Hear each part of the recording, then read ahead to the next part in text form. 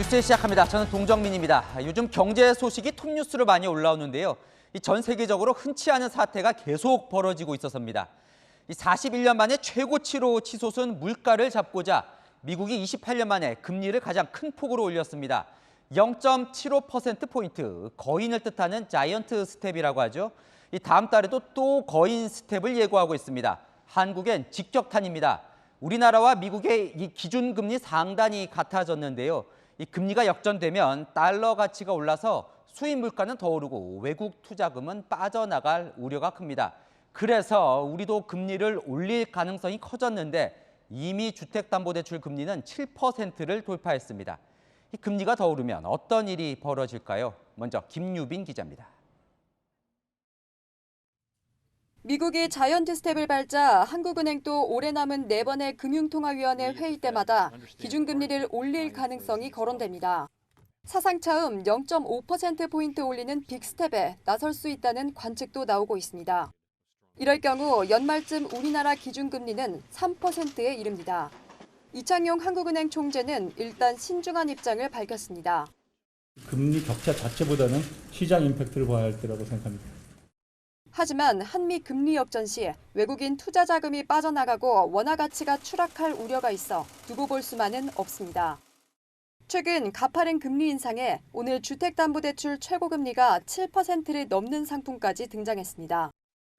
서울에서 전용 84제곱미터 아파트를 약 13억 원에 살 경우를 살펴보겠습니다. 4억 4천만 원을 빌린다고 가정하면요. 금리가 4%일 때 매달 갚아나가야 할 원리금은 209만 원인데요.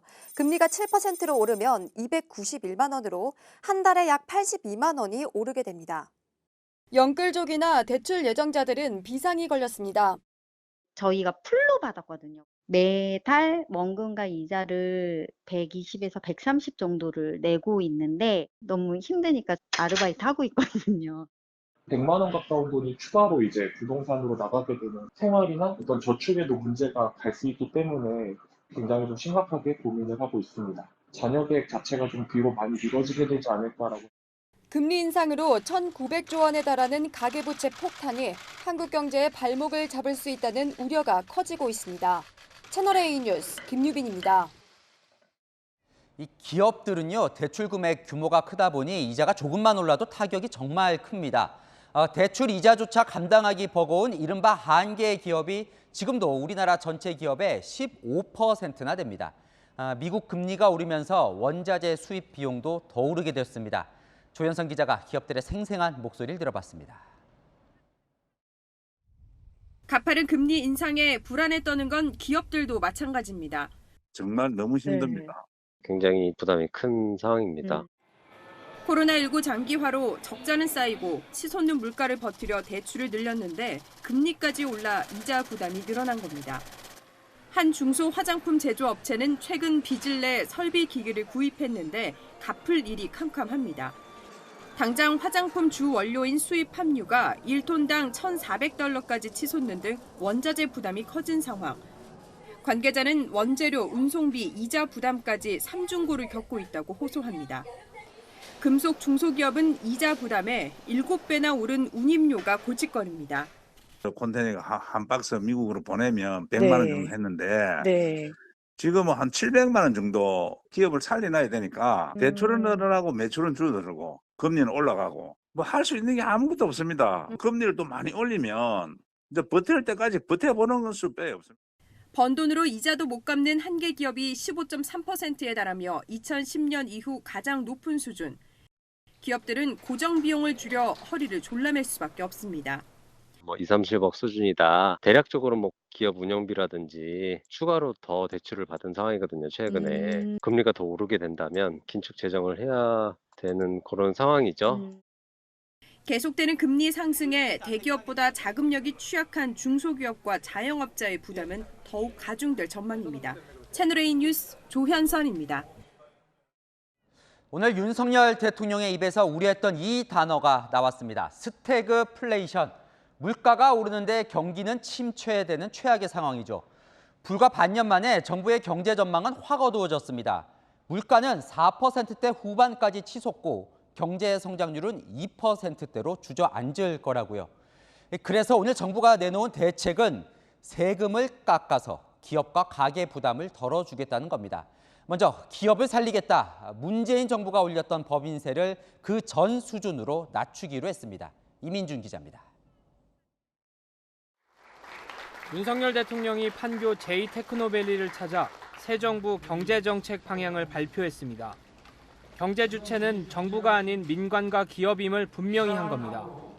어려울수록 또 위기에 처할수록 민간 주도, 시장 주도로 경제의 체질을 완전히 바꿔야 됩니다. 그러면서 꺼낸 첫 번째 카드는 법인세 인하입니다. 2017년 문재인 정부가 25%까지 올렸던 최고 세율을 5년 만에 다시 22%로 낮춥니다. 그동안 미국을 비롯한 G7이 줄줄이 법인세를 낮추는 사이 우리만 나홀로 역주행했던 것을 다시 OECD 평균에 맞추는 겁니다. 이번 조치로 해외로 나가려는 기업 발길을 다시 돌리고 국내 투자와 고용을 촉진하겠다는 겁니다. 기존 기업 유지와 세대 교체도 지원합니다. 자녀들도 그렇고 그 힘든 기업을 떠나려 하겠습니까? 차라리 그걸 팔아서 돈으로 받으려고 그러지. 뭐 사고가 나도 사업주가 다 책임져야 되고 부모들 입장에서도 그 자식을 잘못하면 법자 만드는 그런 경우가 생기거든요. 정부는 경제법령상 형벌 규정과 중대재해처벌법을 합리적으로 바꿔 기업 활동에 위축되는 걸 막을 계획입니다. 까다로운 가업 상속 공제 요건도 현실에 맞춰 완화하고 상속세 납부 유예도 새로 도입합니다. 기업들은 경제에 활력을 불어넣을 것이라며 정부 정책 방향에 대해 일제히 환영의 뜻을 밝혔습니다. 하지만 다수당인 민주당 협조 없이는 법인세나 중대재해처벌법 등을 손볼 수 없는 만큼 갈 길이 멀다는 지적입니다. 채널A 뉴스 이민준입니다. 부동산 세금도 낮아집니다. 1가구 1주택자의 보유세도 낮아지고 이 종부세 대상도 줄어든다는데요. 자세한 내용은 안건우 기자가 전합니다. 보유세 개편안을 7월 중 확정하며 1세대 1주택자의 평균 세부담을 20년 수준으로 경감하겠습니다. 올해 가만히 앉아 세금 폭탄을 맞게 되자 정부는 시간을 2년 전으로 되돌리기로 했습니다. 과세 기준이 되는 공정시장가액 비율을 종부세는 100%에서 60%로, 재산세는 60%에서 40%로 낮춥니다. 여기다 1주택자에 한해 올해는 특별공제 3억 원을 적용합니다. 과세 기준 금액이 11억 원에서 14억 원으로 올라가는 셈인데 올해 종부세 대상자 역시 21만 명에서 그 절반인 12만 명까지 크게 줄어듭니다. 서울 아파트 3집 중 한 집이 종부세를 낼 뻔했는데 구제된 겁니다. 시뮬레이션 해봤습니다. 올해 종부세를 내야 했던 마포의 이 아파트 전용 면적 84제곱미터는 종부세 부담이 없어지며 세금이 100만 원 가까이 줄어듭니다. 반포 아파트 전용 면적 84제곱미터는 종부세와 재산세가 함께 낮아지면서 보유세를 작년보다 500만 원가량 아낄 수 있게 됐습니다. 다만 국회가 변수입니다. 법률을 개정해야 되는 사안이라 통과가 안 될 여지는 있기는 하죠. 야당하고의 협의가 이제 돼야 돼서 마저 지켜봐야 될 부분이기는 합니다. 무주택자에겐 대출 규제를 풉니다. 6억 원 한도 안에서 지역이나 소득 제한 없이 집값의 80%를 대출해 주겠다는 겁니다. 실수요자 입장에서는 금리에 대한 민감도, 부채 상환에 대한 부담 이런 부분으로 이어질 수 있다고 보여지고요. 다만 급격히 오르고 있는 금리는 부담이란 지적입니다. 채널A 뉴스 안건우입니다. 지금부터는 2년 만에 확 뒤바뀐 서해 공무원 피격 사건 소식으로 이어갑니다. 정권이 바뀌자 오늘 정부는 이렇게 발표를 했습니다. 2년 전에는 어땠었는지 기억나십니까? 실종자는 월북한 것으로 판단하고 있습니다. 왜 말이 바뀐 건지, 2년 전 누가 월북을 발표하게 한 건지 파장이 만만치가 않습니다. 오늘 발표 내용부터 조현진 기자가 전합니다. 해경은 해수부 공무원 실종 1년 9개월 만인 오늘 최종 수사 결과를 발표했습니다. 현장 조사와 국제사법 공조 등 종합적인 수사를 진행했으나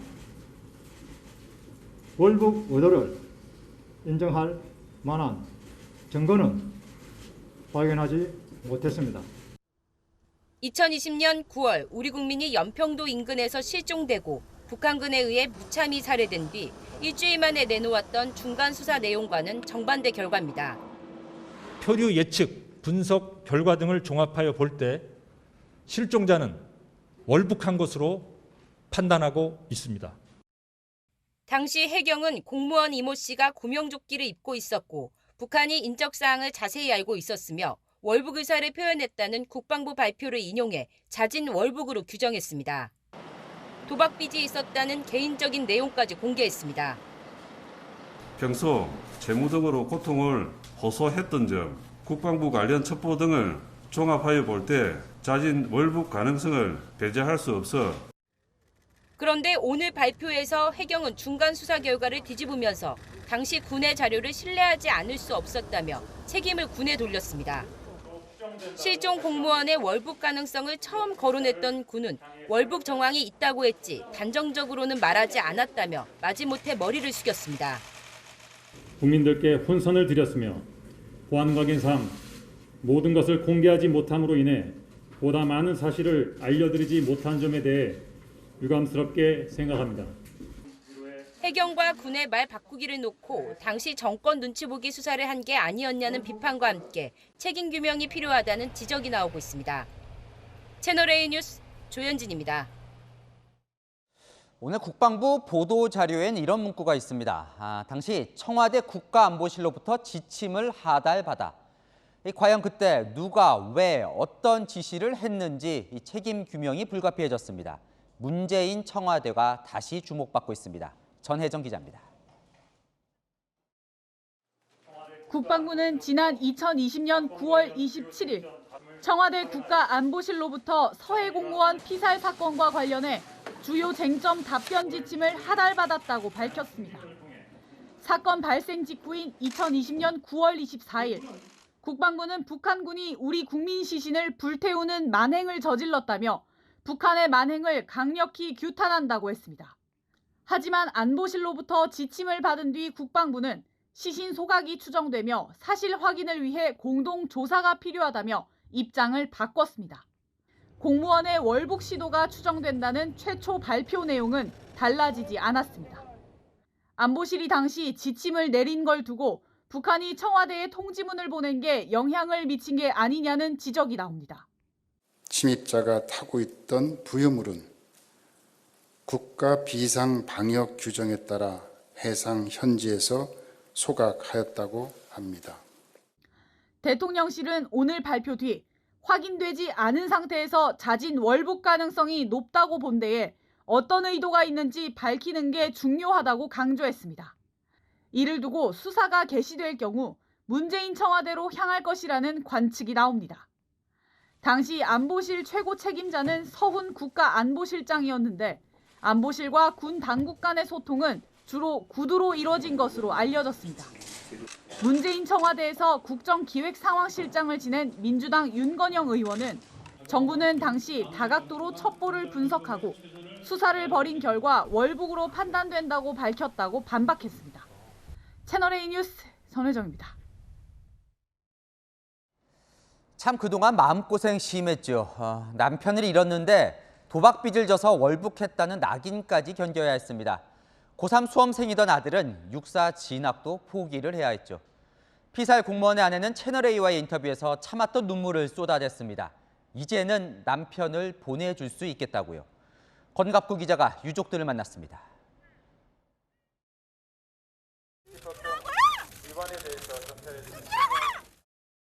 다섯 달 전 진상규명을 약속한 문재인 대통령의 편지를 반납했던 피살 공무원의 아내는 오늘 채널A와 인터뷰에서 드디어 오명을 벗었다며 눈물을 터뜨렸습니다.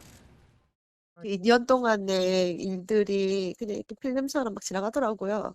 너무 힘들었던 그 시간, 아이들하고 추구에 잘 살아야 되나를 막 반복하면서 갈등했던 그 시간들이. 나는 월북자의 자식이 됐다며 육사 진학도 포기했던 아들은 내일 20번째 생일을 앞두고 아버지에게서 큰 선물을 받았다고 했습니다.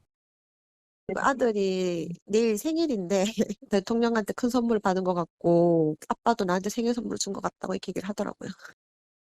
하지만 사건 발생 2년이 지난 지금도 아버지의 죽음을 자세히 알지 못하는 10살 딸을 생각하면 여전히 막막합니다. 아빠가 총살당했다 하면 그 충격이 얼마나 크겠어요. 국가를 위해서 일을 하다가 물에 빠져서 그 이상은 몰라요. 마음속 응어리는 풀었지만 남은 과제가 적지 않습니다. 대한민국 정부의 그때 당시의 담당자들, 그다음에 북한의 관련자들을 이제 적시하고 대통령 교록물로 지정됐던 것들을 열어봐야죠. 지난해 실종자 상태로 영정도 없이 추모식을 치렀던 유족들은 올해는 제대로 장례를 치르기로 했습니다. 남편 성격으로는 아마 그동안 눈 진짜 못 감았을 거고 그래 이제는 정말 편하게 보내줘야 되겠다. 그래도 월북자라는 오명은 벗었으니까. 채널A 뉴스 권갑구입니다.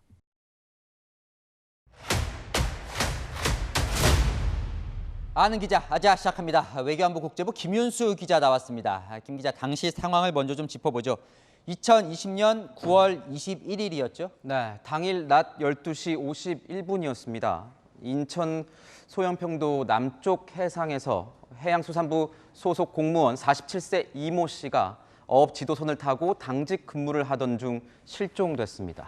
당시 우리 정부는 이 씨가 살해되기 전에 소재를 이미 일부 파악을 하고 있었잖아요, 그죠? 네, 실종 다음 날인 9월 22일 오후 3시 30분쯤 북한 해상에서 구명조끼를 입고 부유물에 탄 이 씨가 발견됐다는 첩보가 입수됐습니다. 3시간 뒤 문재인 전 대통령이 첫 서면 보고를 받았습니다. 하지만 다시 그로부터 3시간 뒤인 오후 9시 40분쯤 이 씨는 북한군에 사살됐습니다. 그런데 그 당시에 이거 시청자분도 지금 이제 궁금하다고 질문 주셨는데 정부가 월북이라고 판단했던 그 근거가 뭐였습니까?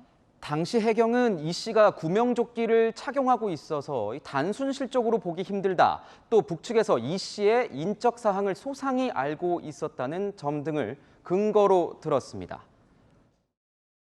단순 실족이나 극단적 선택 가능성은 매우 낮은 것으로 판단하고 있습니다. 실종자는 월북한 것으로 판단하고 있습니다. 네, 또 이 씨 발견 지점이 해상표류 방향과 맞지 않고 이 씨가 약 3억 원의 도박 빚이 있었다는 점 등도 도피 목적 월북 근거로 제시됐습니다. 자, 그랬었는데 오늘 월북으로 단정할 수 없다. 이렇게 발표한 증거는 또 뭔지. 그렇다면 과거 그때 이 증거가 거짓이었다. 이건 또 아닌 거잖아요, 지금? 네, 총을 겨눈 북한군에게 살기 위해서 순순히 신분과 함께 거짓으로라도 월북 의사를 밝혔을 수도 있고 또 1등 항해사로 근무한 이 씨가 해류를 누구보다 정확히 파악하고 있었을 텐데 이 구명조끼와 부유물에만 의지한 채 월북했다는 건 설득력이 떨어진다는 게 이번 판단입니다. 그러니까 여러 정황을 두고 해석이 엇갈린 겁니다. 정확히 말씀드리면 월북의 증거가 없는데 전 정부는 월북이라고 단정했고 현 정부는 섣부른 판정이었다고 번복한 겁니다. 근데 오늘 국방부가 새로운 걸 이제 공개를 했는데 당시에 청와대 지침을 받았다는 거예요. 그게 이제 북한이 시신을 불태웠다는 걸 단정하지 않도록 했다는 거죠. 네. 국방부는 이 씨가 사살되고 이틀이 지나 우리 국민에 대해 총격을 가하고 시신을 불태우는 만행을 저질렀다고 발표했습니다. 그런데 3일 뒤 이것이 모호한 내용으로 바뀝니다. 시신 소각이 추정되며 정확한 사실 확인을 위해 남북 공동 조사가 필요하다는 발표입니다. 국방부는 오늘 당시 청와대 국가안보실로부터 지침을 하달받은 뒤 발표를 정정했다고 밝혔습니다. 왜 그랬을까 추정을 해보면 북한이 9월 25일 대남 통지문을 보냈는데 10여 발의 총탄으로 불법 침입자를 사격했다. 불법 침입자가 사살된 것으로 판단한 뒤 부유물을 소각했다는 내용이었습니다. 그러니까 북한이 시신 대신 부유물 소각이라고 표현을 하자 당시 국방부가 청와대의 지시대로 당초 발표에서 한 발 물러났다고 볼 수도 있습니다. 그러니까 이제 그 당시의 분위기를 좀 보면 청와대가 어떻게든 이 남북 간의 평화 분위기를 살리려고 노력했던 그때죠. 네, 그렇습니다. 당시 정부는 한반도 종전선언을 추진하던 때입니다. 특히 이 씨가 북한에 사살되고 약 4시간 뒤 문 대통령은 유엔 총회 화상연설에서 이런 말을 했습니다. 남과 북은 생명 공동체입니다. 종전선언이야말로 한반도에서 비핵화와 함께 항구적 평화체제의 길을 여는 문이 될 것입니다. 이에 화답하듯 북한은 9월 25일 대남 통지문에서 김정은 국무위원장이 문재인 대통령과 남녘 동포들에게 대단히 미안하게 생각한다고 전했고 문재인 정부도 매우 신속하고 이례적인 사과라고 의미를 부여하기도 했습니다. 일각에선 이 사건으로 종전선언 추진에 걸림돌이 되지 않도록 성급하게 월북으로 결론 내린 것 아니냐는 의혹도 제기되지만 확인되진 않았습니다. 자, 시청자분이 좀 답답해 하시는 것 같아요. 이거 추가 조사나 자료 공개는 안 되냐고 물으시는데 오늘 발표를 봐도 아직 속 시원히 풀리지 않은 게 많습니다. 네, 그렇습니다. 군 특수 정보, 조사 자료 등은 공개하지 않았습니다. 군의 정보 자산이 노출될 위험이 있다는 건데요. 또 당시 월북이라고 판단하기까지 청와대 등의 의사 결정 과정은 문재인 정부 말기 대통령 기록물로 지정돼 이번 공개에서 제외됐습니다. 그 대통령 기록물, 그건 공개는 도저히 안 되는 건가요? 네, 임기 만료 후 대통령 기록물로 지정이 돼서 15년간 들여다볼 수 없는 상황입니다. 이걸 공개하기 위해선 국회 재적의원 3분의 2 이상이 동의하거나 서울 고등법원장의 영장이 있거나 전직 대통령 측의 해제에 따라 가능한데 셋 다 쉬운 경우는 아닙니다. 대통령실이 항소를 취하하면서 대통령 기록물에 포함되지 않은 국방부와 해경 등의 조사 내용과 청와대 보고 사안 등은 유족이 열람할 수 있는 상황인데요. 유족의 고소나 시민단체 등의 고발이 이어질 가능성도 있는 만큼 이 수사 과정에서 새 국면을 맞을 수도 있다는 관측도 나오고 있습니다. 네, 잘 들었습니다. 아는 기자 김윤수 기자였습니다. 산업부 블랙리스트 의혹 사건의 핵심 피의자인 백운규 전 산업부 장관에 대한 구속영장이 어제 기각됐습니다. 그런데 기각 사유를 보면 법원이 백 전 장관의 범죄 혐의가 상당 부분 증명됐다고 보고 있습니다. 이제 검찰 수사는 문재인 정부 청와대 관계자들에게 집중될 전망입니다. 박건영 기자가 보도합니다. 구속영장 심사 후 구치소에서 대기 중이던 백운규 전 산업부 장관. 영장이 기각되면서 9시간 만에 구치소에서 풀려나옵니다. 현명한 판결을 해주신 재판장님께 감사합니다. 법원은 이례적으로 기각 사유를 자세히 밝혔습니다.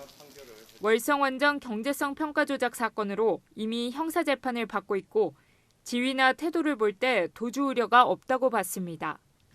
또 장관직에서 물러난 지 3년 9개월이 지난 데다 산업부 직원들과 관계도 돈독하지 않아서 회유 가능성도 없다고 판단했습니다. 기각 사유 중에는 핵심 혐의에 대한 법원의 1차적 판단도 포함됐습니다.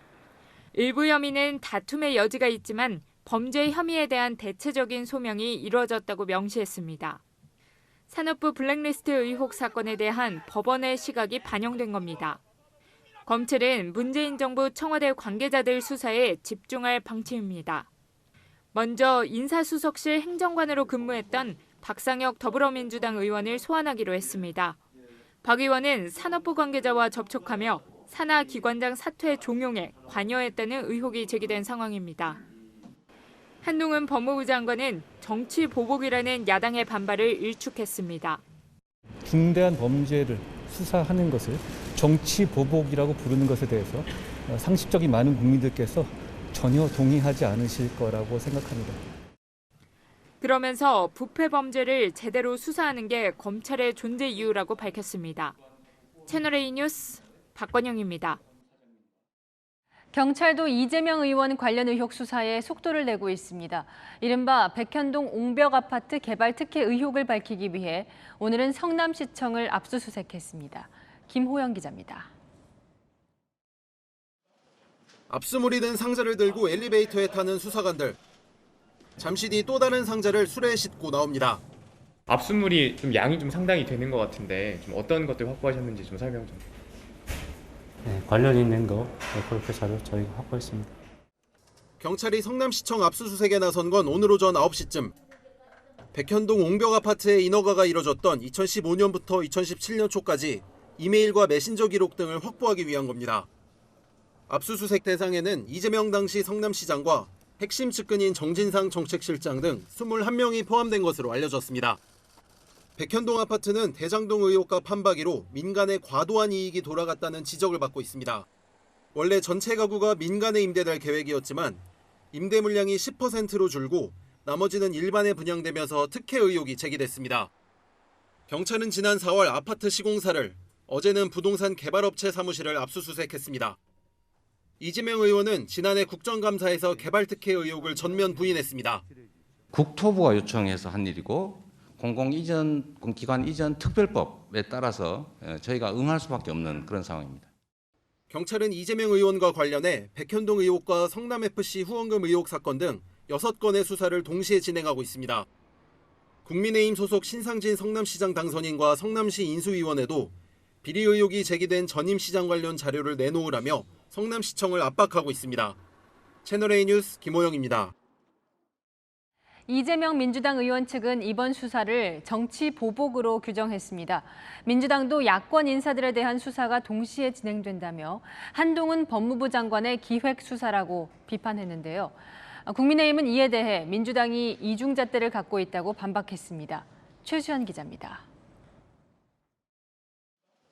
이재명 민주당 의원은 경찰이 백현동 특혜 의혹과 관련해 성남시청을 압수수색한 데 대해 입장을 내놓지 않았습니다. 대신 이 의원 측 관계자가 이미 이 의원은 정치보복과 사법살인 기도를 중단하기 바란다는 입장을 냈다고 밝혔습니다. 민주당 지도부는 기획수사라고 규정하고 그 중심에는 한동훈 장관이 있다며 날을 세웠습니다. 살아있는 권력에게는 면죄부를 주면서 아무런 혐의나 증거도 없이 전임 정부와 야당에는 수사의 칼날을 들이미는 것이 바로 윤석열 검찰의 정치 보복 수사입니다. 백운규 전 장관에 대한 구속영장이 기각된 것을 두고서는 당연한 결과라며 검찰 수사를 비판했습니다. 검찰의 형태가 좀 더 구태스럽다는 생각이 듭니다. 언론을 통해서 몰래 흘리고 제가 있는 것처럼 만들어서 재판에 끌고 가는 방식을 원래 옛날부터 써왔잖아요. 국민의힘은 야권 인사들에 대한 수사는 문재인 정부 때 시작됐다는 점을 언급하며 민주당의 보복 수사 주장을 내로남불이라고 맞받았습니다. 문재인 정부가 수사하면 적폐청산이고 윤석열 정부가 수사하면 정치보복이라고 호들갑을 떱니다. 이쯤 되면 내로남불과 이중잣대, 안면몰수가 민주당의 실질적인 강령이라고 봐도. 이준석 국민의힘 대표는 백 전 장관의 구속영장 기각에 대해 구속되지 않았다고 해서 무죄는 아니라며 공세를 이어갔습니다. 채널A 뉴스 최선입니다. 여야가 경쟁적으로 문재인, 윤석열 전현직 대통령 사저나 집무실 시위를 제한하는 법안을 내고 있습니다. 과도한 집회 시위로 겪는 이 소음이나 교통방해 불편은 대통령만 겪는 게 아니죠. 본질은 외면한 채 특정인 맞춤형 법안만 내고 있다는 비판이 나옵니다. 윤수민 기자입니다.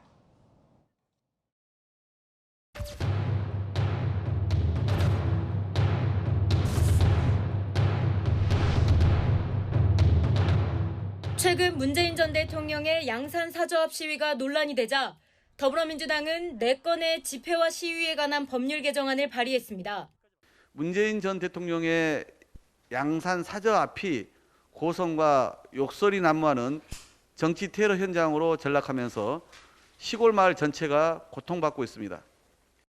전직 대통령 자택을 집회 금지 장소로 정하고 명예훼손, 모욕 등으로 인격권 침해 시 집회 시위를 금지하는 내용입니다. 또 1인 미디어가 중계 수익을 위해 시위를 하는 경우 집회 시위를 금지하는 내용 등 모두 문재인 전 대통령을 위한 법안입니다. 국민의힘도 집시법 개정안을 발의했는데 윤석열 대통령을 위한 법안이라는 평가가 나옵니다. 용산 대통령실 주변 시위를 겨냥해 대통령 집무 공간을 5개 집회와 시위의 금지 장소로 규정한 겁니다. 그동안 각종 단체들의 집회와 시위로 소음과 교통방해, 주변 상권의 피해가 컸습니다. 그럼에도 꿈쩍 않던 정치권이 본인 진영 대통령을 위한 법을 앞다퉈 내놓자 비판이 나옵니다. 고통당하는 국민들의 피해는 전혀 고려하지 않은 법 제도를 갖고 있어요. 전현직 대통령만을 위한 법 개정을 하는데 그것은 보편 타당성에 어긋나는 그런 입법 아니라고 봅니다. 전문가들은 집회와 시위의 자유를 보장하면서도 국민 피해를 최소화할 수 있도록 집시법 전반을 손봐야 한다고 지적했습니다. 채널A 뉴스 윤수민입니다. 윤석열 대통령의 부인 김건희 여사가 오늘은 서울 연희동을 찾았습니다. 고 전두환 전 대통령의 부인 이순자 씨를 예방했는데요. 외부 행보는 이어지는데 누가 보좌를 하나 논란이 계속되고 있죠. 이 제2부속실 부활을 두곤 여당 내에서도 의견이 엇갈립니다. 정한희 기자입니다. 김건희 여사가 검정색 차량에서 내립니다. 고 전두환 전 대통령 부인 이순자 씨를 예방하기 위해 서울 연희동 자택을 찾은 건데 취재진 질문에 아무런 답변 없이 집으로 들어갔습니다. 여사님 오늘 대통령 메시지도 가지고 오셨습니까? 대통령실과 일정 상의하셨습니까? 고 노무현 전 대통령의 부인 권양숙 여사를 만난 지 사흘 만에 전직 영부인 예방 일정을 재개한 겁니다. 권 여사를 만나러 갔을 때 지인을 대동해 논란이 된 것을 의식한 듯 오늘은 대통령실 소속 직원들만 동행했습니다. 김 여사는 지난 14일에는 용산 국방컨벤션센터에서 국민의힘 중진 의원 부인 11명과 오찬을 함께했습니다. 한 중진 의원은 김 여사가 선거 때 도와준 것에 대한 감사 인사를 하겠다고 해 마련된 자리라며 김 여사가 부인들에게 언니라고 부르는 등 분위기가 좋았다더라고 전했습니다. 김 여사가 보폭을 넓히기 시작하자 국민의힘 내부에서도 김 여사의 공적 활동을 지원할 제2부속실을 부활하자는 목소리가 나왔습니다. 개인적인 혹은 주변 지인들에 의존하기보다는 대통령실 차원의 체계적인 지원이 뒷받침되도록 하는 것이 뭐 자기 부인 하나 제대로 못 챙기냐 이런 이야기가 나올 수밖에 없거든요. 깔끔하게 사과를 하고 양해를 구하고 제2부속실을 만드는 게 맞다고 봅니다. 하지만 권성동 원내대표는 반대 의사를 분명히 했습니다. 제2부속실 설치에 대해서 그런 공약을 파기이기 때문에 가급적이면 하지 않는 것이 맞다. 비공개 최고위에서도 제2부속실 부활보다는 대통령 비서실을 통해 지원하는 게 낫다는 의견이 나온 것으로 전해졌습니다. 채널A 뉴스 정한입니다.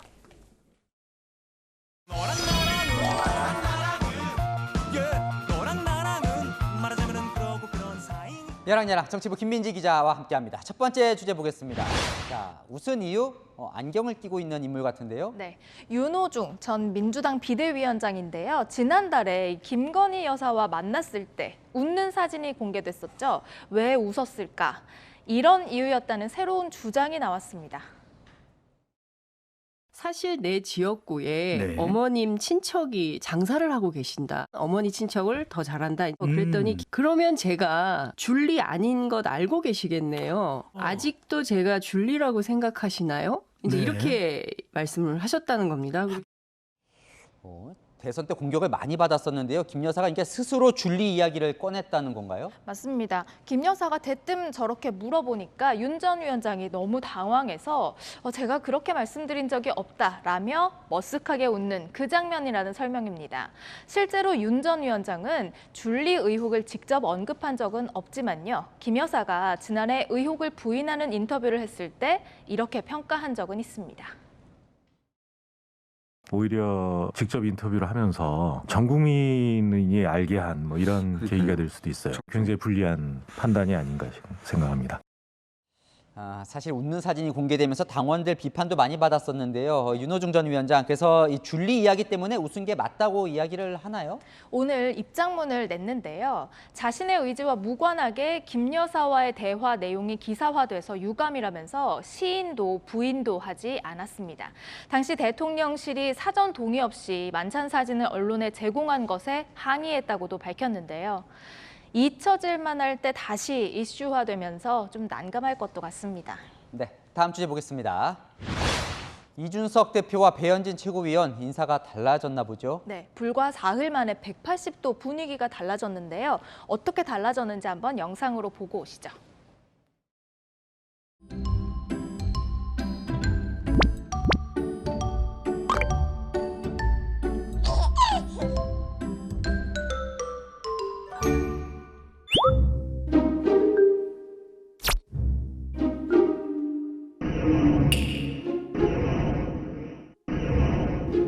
어제 많이 먹었어. 네, 최고위 시작하겠습니다. 전 딱히 드릴 말씀이 없습니다. 오늘은 눈도 안 마주치는데요. 냉랭해진 이유가 있습니까? 반갑게 인사했던 사흘 전 저 회의에서요. 이준석 대표가 추진하는 국민의힘 혁신위원회에 대해서 배현진 최고위원이 이 대표의 사조직에 가깝다는 오해를 받을 수 있다. 이렇게 직격탄을 날리면서 갈등이 시작됐는데요. 배 최고위원은 오늘도 의미심장한 발언을 내놨습니다. 여기 있는 어느 누구도 자기 정치를 위한 그러한 어떤 의도를 혁신에 담지 않겠다.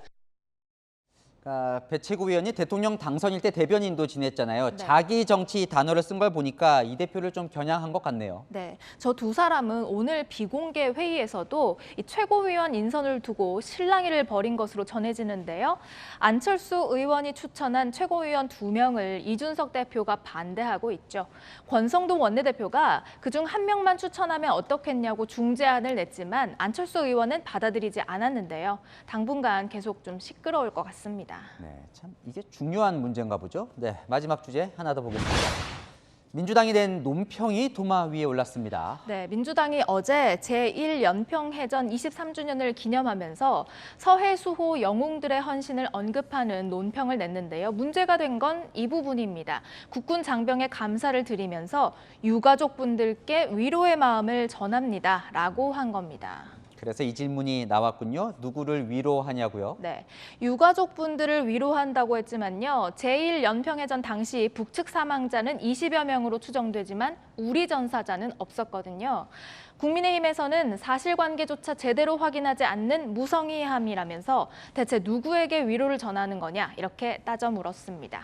논란이 되자 민주당은 논평에서 유가족 언급을 지웠습니다.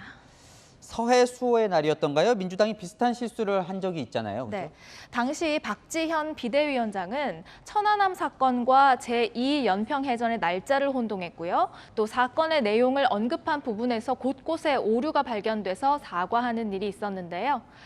기념일에 맞춘 보여주기식 메시지가 아니라 뭔가 진정성을 담으려면 사실 확인부터 잘 해야겠습니다. 네, 실수가 반복되니까 더 난감할 것 같네요. 여랑야랑이었습니다. 부산의 바닷가 인근에 지어진 신축 아파트 지하에 물이 차오른 장면 어제 보여드리며 바닷물로 의심된다고 전해드렸습니다.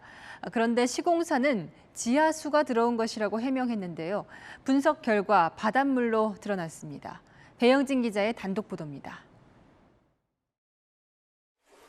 입주 2개월밖에 안 된 신축 아파트 지하 3층에 발목까지 차오른 짠물. 한번 먹어볼까? 이거 짜다. 짠다 이거. 당초 시공사는 이 물이 바닷물이 아닌 지하수라고 해명했지만 사실이 아니었습니다. 부산시 보건환경연구원이 아파트 외벽에서 새는 물을 분석한 결과 염분 32.68%의 바닷물로 확인됐습니다. 바로 옆 바다에서 채취한 시료와 별 차이가 없었습니다. 전문가들은 바닷물이 철근 부식을 일으킬 수도 있는 만큼 아파트에 대한 전반적인 안전검사가 필요하다고 말합니다. 지금 염분이 들어왔다는 얘기는 지금 시급한 문제거든요. 빨리 염분이 더 이상 안 들어오게끔 펌프를 해가지고 지금 배수를 빨리 해야 되는 거거든요. 입주민들도 비상대책위원회를 꾸려 단체 행동을 준비하고 있습니다. 제일 먼저가 걱정이 되죠. 우리 집에 어떤 일이 벌어질지 누가 알 것이며 부식된 부분을 보고 있으면 겁이 나요. 진짜 겁이 나요. 너무 황당해가지고 말도 안 나올 정도였어요. 이렇게 정확한 그 증거를 내밀어도 계속 지하수라고 얘기를 할 수 있을지 그 생각부터 나더라고요. 시공사 측은 부랴부랴 임원급을 포함한 하자 보수팀을 파견했습니다. 입주민들에게 불편을 드려서 대단히 죄송하게 생각합니다. 전체적으로 상황을 재확인해서 최대한 빨리 누수와 세대 하자를 해결할 수 있도록 조치하겠습니다. 하지만 채널A 취재가 시작된 이후 물이 새고 있는 현장에 접근하는 걸 막고 있습니다. 시공사 측이 바닷물 유입 정황을 언제부터 알고 있었는지, 알고도 은폐한 건 아닌지 진실 규명이 필요하다는 지적이 나옵니다. 채널A 뉴스 배영진입니다. 광주 대구 고속도로에서 차량 4대가 연쇄 추돌해 운전자 2명이 숨졌습니다. 가로등이 없는 고속도로였는데 사고 차량이 비상등을 켜지 않아서 피해가 커졌습니다. 홍진우 기자입니다. 깜깜한 밤, 고속도로 1차선에 서 있는 화물차 2대. 후미등은 물론 비상등도 꺼져 있습니다. 뒤늦게 화물차를 발견한 흰색 SUV 차량이 다급히 차선을 바꿉니다. 이후 갓길로 이동한 화물차 한 대가 비상등을 켜자 뒤에 오던 승용차가 속도를 줄이며 두 화물차 사이를 지납니다. 그런데 또 다른 SUV 차량이 속도를 줄이지 못하고 후미등이 꺼져 있는 화물차 뒤를 들이받습니다. 사고 수습을 위해 도로에 있던 사람이 휴대전화 조명을 흔들어 보지만 사고를 막지 못합니다. 그 어두운 데서 이제 사고 뒤처리를 하시고 있는데 우리 차는 피해서 갔는데 뒤에 차가 못 본 것 같습니다. 그러니까 뒤에서 소리 쾅 하면서 나더라고요. 광주-대구 고속도로 오개교 인근에서 사중 추돌 사고가 난 건 어젯밤 10시 50분쯤. 5톤 트럭이 앞서가던 4.5톤 트럭을 들이받는 1차 사고가 난 뒤 뒤따르던 SUV 2대가 잇따라 5톤 트럭을 추돌했습니다. 이 사고로 5톤 트럭 운전자 60대 남성과 SUV 차량 운전자 30대 남성이 현장에서 숨졌습니다. 5톤 트럭 운전자는 사고 직후 차에서 내려 도로에 누워있다 SUV 차량에 치여 변을 당했습니다. 사고가 난 현장은 가로등이 설치돼 있지 않은 구간. 경찰은 5톤 트럭이 비상등을 켜지 않으면서 뒤따르던 차들이 미처 피하지 못한 것으로 보고 있습니다. 밤에 처음에 돌아간다 아닙니까? 깜깜한 수준 그대로입니다. 불빛이 없기 때문에 비상깜빡이 안 왔거든요. 경찰은 졸음운전과 전방주시 태만 등 정확한 사고 경위를 조사하고 있습니다. 채널A 뉴스 홍진호입니다. 새벽에 혼자 귀가하는 여성을 쫓아가 현관문을 열고 침입하려 했던 신림동 사건 기억하실 겁니다. 이번에는 지하철역부터 피해 여성 집에 따라온 남성이 대문에 발까지 넣었는데요. 알고 봤더니 현역 직업군인이었습니다. 김승희 기자입니다. 이른 아침 주택가 골목을 걷는 20대 여성 뒤로 검은색 옷을 입은 남성이 따라갑니다. 여성이 수상함을 느끼고 뒤를 돌아보지만 남성은 아랑곳 않고 계속 따라갑니다. 집 근처 오르막길에서 여성이 멈춰서자 남성은 방향을 바꿔 다른 건물로 들어갑니다. 하지만 잠시 뒤 건물에서 나와 여성의 뒷모습을 빤히 쳐다봅니다. 여성이 골목 안으로 들어가자 급히 뛰어 올라갑니다. 지하철역부터 집 대문까지 15분간은 공포 그 자체였습니다. 문 닫으려고 살짝 뒤돌아보는 순간에 그 남자가 제 뒤에 바로 서 있는 거예요. 의문의 문을 열고 오른발을 계단 위에 올리고 서 있었어요. 신고를 하자 남성은 도주했지만 여성은 며칠째 밤잠을 못 잘 정도로 두려움에 떨어야 했습니다. 3, 4일 정도를 동네에 오갈 때 시카를 들고 다녔어요. 자는 것도 밖에서 뭔가 부시럭하는 작은 소리에도 그냥 바로 깨요. 사건 발생 열흘이 넘도록 검거 소식도 들리지 않아 추가 피해를 걱정합니다. 곧 잡을 수 있을 것 같다라는 게 도대체 언제예요? 일주일이 넘었는데 불안하고 긴장되고 무섭고 지치고. 경찰은 피의자를 특정해 검거하기 직전 직업군인이라는 걸 확인했다며 수사 기록 전부를 군사경찰에 보낼 예정이라고 밝혔습니다. 현역 군인의 체포는 군사경찰이 맞습니다. 경찰은 피해 여성에겐 긴급 호출 기능이 있는 스마트워치 수령을 제안했고 주변 순찰도 강화했다고 밝혔습니다. 채널A 뉴스 김승희입니다. 평범한 시민의 심폐소생술이 또 생명을 살렸습니다. 택시를 타고 가다 호흡곤란이 온 손님을 택시기사가 빠르게 구했습니다. 우현기 기자입니다.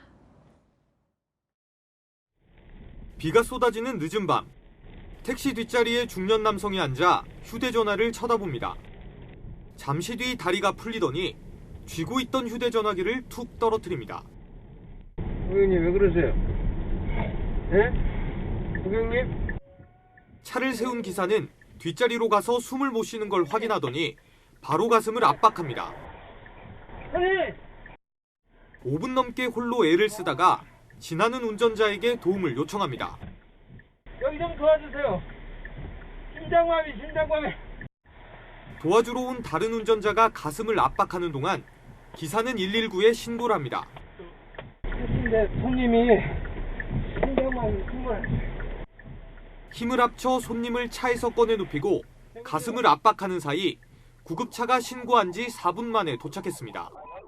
구급대원들도 심폐소생술을 하며 남성을 병원으로 옮겼습니다. 급성 심정지가 왔지만 다행히 이송 중 의식을 되찾았습니다. 치료받고 계신 걸로 알고 있어요. 심정지가 발생하자마자 바로 가슴 압박을 해주셔가지고 소생도 물론인데 나중에 예후도 아마 많은 도움이 될 것 같습니다. 손님을 살린 기사는 45년간 택시 운행을 해온 68살의 이재을 씨. 비가 와가지고 밖으로 나올 수는 없고 그래가지고 1분 1초가 급한 거니까 어떻게든지 내가 소생할 수 있게끔 실행을 하고 119에 신고. 택시기사의 눈썰미와 빠른 대처가 생명을 구했습니다. 채널A 뉴스 우현기입니다. 강릉에 있는 하천 하구에서 황어 천여 마리가 때로 죽은 채 발견됐습니다. 원인을 놓고 여러 가지 분석이 나옵니다. 강경모 기자입니다. 죽은 물고기 수십 마리가 하천변에 나뒹굽니다. 죽은 지 꽤 된 듯 파리떼가 들끓고 썩은 냄새가 진동합니다. 일부는 하얀 배를 드러낸 채 물 위에 둥둥 떠다닙니다. 죽은 물고기는 회귀성 어류인 황어. 강에서 태어난 뒤 바다로 나갔다 이맘때면 강으로 돌아와 알을 낳고 죽습니다. 하지만 올해는 유독 남대천에서만 황어떼가 폐사된 채 발견되고 있습니다. 지금껏 1000마리 넘는 황어가 폐사한 걸로 추정됩니다. 남대천 하류를 돌아다니다 보면요, 이렇게 죽은 황어를 어렵지 않게 볼 수 있습니다. 강릉시는 평소보다 많은 황어가 회귀해 폐사체가 늘어난 걸로 일단 보고 있습니다. 예전보다는 좀 더 올라온 걸로 보고 있어요. 산란 후에 폐사하는 특성을 갖추고 있어서 올라와서 수산자에 폐쇄한 걸로. 반면 시민단체들은 이처럼 많은 황어가 죽은 건 이례적이라고 지적합니다. 알을 낳기 전 폐사한 개체도 상당하다며 원인 규명이 필요하다는 겁니다. 산란 후의 죽음이라면 이 개체들이 꼬리 지느러미나 꼬리 쪽이나 비늘 같은 게 많이 상해 있어야 되는데 전혀 그런 모습을 볼 수 없거든요. 하천 수질이 나쁘거나 가뭄의 영향으로 수량이 부족해 집단 폐사했을 가능성도 제기됩니다. 많이 이제 일시적으로 올라간 것 자체가 좀 이례적이긴 이례적이죠. 수량이 부족해가지고라든지 오염이 돼가지고 올라가지 못해서 폐사를 했거나. 강릉시는 수질 검사를 의뢰해 정확한 폐사 원인을 찾을 방침입니다. 채널A 뉴스 강경모입니다. 가수 싸이가 다음 달 3년 만에 공연을 엽니다. 관객들을 향해 엄청난 양의 물을 뿌려서 유명한 공연인데 그 물이 논란이 돼서인지 일부 공연을 취소했습니다.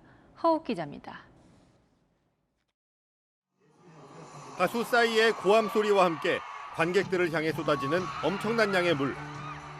물 세례에 흠뻑 젖은 관객들은 환호합니다. 공연명도 흠뻑쇼인데 한 회 공연에 사용되는 물의 양만 300톤에 달합니다. 이렇게 많은 사람들이 잠시 걱정 없이 행복해하는 시간을 만드는 게 저희 직업이고 이게 예술이라고 생각합니다. 최근 대학 축제에서도 싸이는 무대 앞 학생들에게 시원한 물줄기를 선사했습니다. 어느덧 강남스타일 싸이의 또 다른 상징이 된 물뿌리기 공연. 코로나19로 중단했던 싸이 공연이 다음 달 3년 만에 재개를 앞두고 논란에 휩싸였습니다. 야외 공연장에서도 50명 이상 관객이 모일 경우 마스크를 써야 하는데 관객들의 마스크가 모두 물에 젖기 때문입니다. 일반적으로 땀이나 물에 젖은 마스크를 쓰는 경우에 세균 감염과 같은 위생상의 이유로 좋지 않고 또 습기로 인해서 호흡이 어렵기 때문에 마스크를 계속 착용하는 것이 어려워집니다. 방역당국은 다만 공연 중 물 뿌리는 걸 금지하는 규정은 없어 방역지침 위반은 아니라고 최종 판단했습니다. 싸이는 SNS를 통해 8월로 예정된 청주 공연이 불가피한 사유로 성사되지 않았다고 밝혔습니다. 채널A 뉴스 허욱입니다.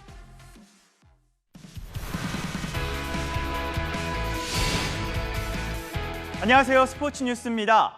세계 남자 골프계를 주도하던 PGA 투어에 엄청난 대항마가 등장했습니다. 사우디아라비아의 자본을 등에 업은 리브인데요. 오늘 밤 시작하는 US 오픈에서 본격 자존심 대결을 벌입니다. 마치 자동차 경주의 순위 싸움을 보듯 선수 이름과 기록이 뜹니다.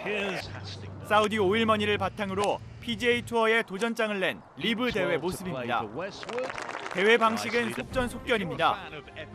54홀을 의미하는 로마 숫자 리브는 3라운드로 경기를 끝낸다는 뜻입니다. PGA보다 한 라운드 적어 선수 친화적입니다. 상금은 차원이 다릅니다. 지난주 첫 대회에서 우승한 슈월츠는 상금 $400만 챙기며 최근 4년간 수입보다 많이 벌었습니다. 특급 스타 필 미컬슨을 비롯해 벌써 PGA 소속 선수 20명이 옮겨갔습니다. PGA는 투어 출전 금지라는 중징계로 맞섰습니다. 하지만 오늘 밤 개막하는 US 오픈엔 출전 제한이 없습니다. PGA와 리브 선수들의 첫 싸움터가 된 겁니다. I've never really played the game of golf for monetary reasons. I play for the love of the game, and I want to play against the best in the world. I've always been interested in history and legacy. On the course, I've earned a lifetime membership. I intend to keep that, then choose going forward which events to play and not. 대회 조직위원회는 돌발 상황 가능성에 대비해 PGA파와 리브파 선수들을 나눠 조편성을 했습니다. 오늘 제주 에어랩의 모습입니다. 여름 대표꽃인 해바라기가 노란 물결을 이루고 있는데요. 이 풍경 속 초여름, 내일은 직접 느낄 수 있겠습니다. 따뜻한 남서풍이 불면서 날이 더워지겠습니다. 내일 최고 기온 분포도를 살펴보면 전국적으로 노란색, 즉 25도에서 30도 분포를 보이고 있고요. 빨간색으로 보인 경북 지역은 30도 이상 크게 오르겠습니다. 기온이 크게 오르는 지역은 대기가 불안정해져 소나기가 오겠는데요. 내일 낮부터 경기 남부와 강원 남부 내륙, 충청 내륙과 그 밖에 남부 내륙 곳곳에는 5에서 30mm 정도 예상됩니다. 돌풍과 천둥, 번개도 동반될 수 있겠습니다. 내일 아침 서울은 18도로 출발하고요. 한낮에 서울은 29도, 대전 30도, 대구는 32도까지 오르겠습니다. 주말인 모레는 중부지방을 중심으로 비나 소나기가 내릴 전망입니다. 날씨였습니다. 우리 국민이 북한 해역에 표류된 걸 알면서도 구하질 못했죠. 북한군 총에 맞아 사망한 게 확실했지만 진상도 못 밝혔습니다. 오히려 명확한 증거도 없이 월북자로 낙인을 찍더니 진상 알고 싶다는 유족들 못 보게 기록물로 묶어버렸죠. 정권 바뀌고 오늘 정부가 사과는 했지만요. 참 대한민국 정부, 대한민국 국민에게 가혹했었습니다. 근본적인 질문으로 물음표를 찍겠습니다. 국가란 무엇인가? 뉴스데이 마칩니다. 감사합니다.